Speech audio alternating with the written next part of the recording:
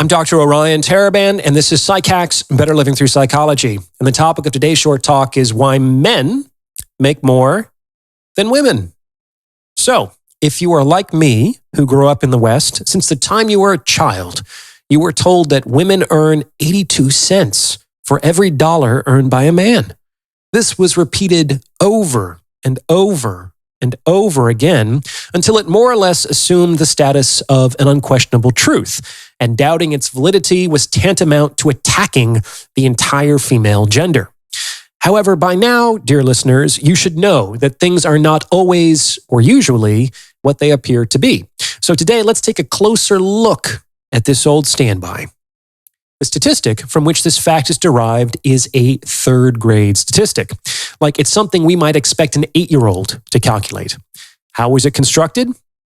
To get this number, they added up every man's annual salary and divided the sum by the number of working men and compared it with the sum of every woman's annual salary divided by the number of working women. That's it. As statistical analyses go, it's probably the most imprecise approximation of reality one could possibly conceive. What's more, this third-grade statistic was paired with an equally elementary interpretation. Namely, since the only apparent difference between the two groups, identified as men and women, was ostensibly gender, then the observed wage gap must be entirely due to that variable. Third-grade math coupled with third-grade thinking. It's time to grow up. Now, the easiest way to help people understand why the statistic isn't true is to ask them a seemingly unrelated question. Do all women make the same amount of money? Obviously, they don't. So then you have to ask, why do some women make more money than others?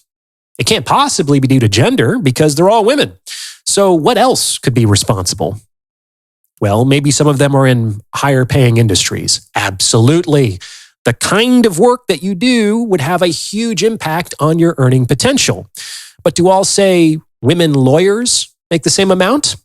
Obviously, they don't. So why do some women lawyers make more than others? Well, maybe it's due to seniority. Okay, that could definitely be part of it. But do all, say, women lawyers who have worked for a company for 10 years make the same amount? Obviously, they don't. So why do some women lawyers who have worked for a company for 10 years make more than others? Well, maybe some of them work more hours than others. Yeah. I mean, if you do more work or work more overtime, you're going to get paid more, aren't you? But do all, say, women lawyers who have worked for a company for 10 years and who work a total of 80 hours a week make the same amount, etc., etc.? The point of this thought experiment is to draw out all the variables that may reasonably affect income that have nothing to do with gender. We can then factor these variables into our original calculation with respect to men and women by controlling for their influence. And this actually allows us to compare apples to apples, because if we remove all other known sources of income variation, then what's left might be attributable to gender. And in fact, people have done just that. This is called the controlled pay gap. And lo and behold, when you control for all these known variables of income variation, the gender pay gap shrinks from 18 cents to 1 cent. 1 cent. So there is a 1% difference in pay that favors men, which is not a statistically significant difference. This means that men and women are functionally paid the same amount, all other things being equal. However, you have to be nuanced in your analysis in order to arrive at this conclusion. Does this mean that sexism doesn't exist? No, but it does suggest that sexism plays a much smaller role in the economic realities of women than is commonly believed. Now, before I go any further, if you're liking what you're hearing, please consider sending this episode to someone who might benefit from its message, because it's word-of-mouth referrals like this that really help to make the channel grow. You can also go to my website and tip me through the donation function in proportion to the value that you feel you've received from this message. I use this to bankroll the channel. I rely on your support to keep things running, and I really appreciate it. Thank you very much. Of course, when you relax all of these controls, it remains clear that men as a whole make more than women as a whole. And this uncontrolled pay gap increases significantly once a woman has children. Now, one of the common interpretations of this finding is that men out-earn women because women are doing more of the unpaid labor of raising children and running the household. And if men would do their fair share of the household duties, this uncontrolled gap would shrink. Now, while it's true that women do more of this unpaid labor than men do, this may be due less to sexist cultural forces than to the biological, psychological reality that infants need their mothers far more than they need their fathers, of whom they may only be dimly aware at this point. It's also true that these factors are merely correlated.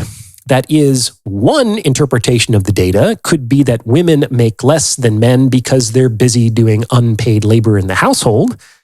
Another interpretation could be that women are busy doing unpaid labor in the household because they make less than men. Like in any given relationship, it's far more likely that the man earns more than the woman, given the fact that income status and social prestige are key drivers of female mate selection. And it would make economic sense in a partnership in which resources are shared and in which one party earns more than the other, for the party who earns more to kind of specialize in earning money and to devote more time to that pursuit. The earning discrepancy would free up time in the other person's day to attend to the necessary but unpaid tasks that keep the partnership running. In fact, you could even consider that these tasks are paid by the earning discrepancy of the other party that is then shared mutually in the relationship under such an arrangement.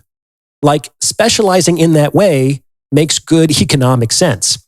So though we don't know for sure, I'm willing to bet that that's closer to the truth of things than the other way around. Here's the thing. The uncontrolled gender pay gap will always exist. Always. Period. No matter all the social advances or economic incentives or ideological campaigns, it's never going to change. Men will always make more than women. And men will always make more than women because earning is tied to men's reproductive success in a way that it is not tied to women's. Why? Because, as we all know, I don't want no scrub. A scrub is a guy who can't get no love from me, hanging out the passenger side of his best friend's ride trying to holler at me. Like, for better or worse, women in general don't fuck with guys with lower status and income. The same is not true for women. Men will fuck an attractive convenience store clerk with no status, education, or resources. It is what it is. So here's the upshot. Money means lots of things to lots of people. It can mean security. It can mean freedom. It can mean fun. It can mean confidence. It can mean lifestyle. It can mean all these things to women, but it means all these things to men plus reproductive success. Money serves one additional function for men that it doesn't for women. This is why, all other things being equal, money is relatively more valuable to men than it is to women. And this is why, no matter how much money women make, men will continue to make more. Like if women worked 90 hours a week, men would work 91. Not all of them, but enough of them.